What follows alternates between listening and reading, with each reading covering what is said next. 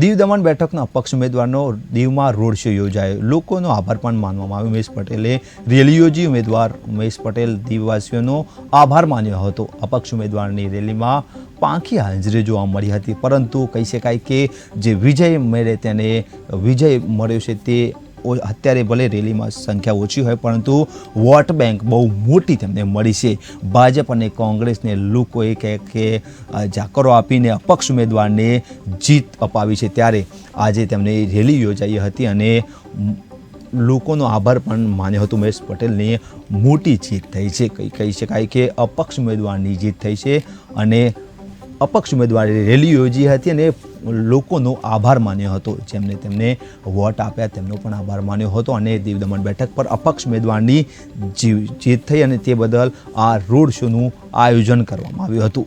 તો કહી શકાય કે ઉમેશ પટેલની ભવ્ય જીત થઈ છે અને જીત થતાં લોકોમાં પણ ખુશી જોવા મળી છે. ઉમેદવાર ઉમેશ પટેલ દેવવાસીઓનો આભાર માન્યો હતો અને ઠેર ઠેર લોકોનું અભિવાદન ઝીલ્યું હતું અને તમામ લોકોનો આભાર માન્યો હતો.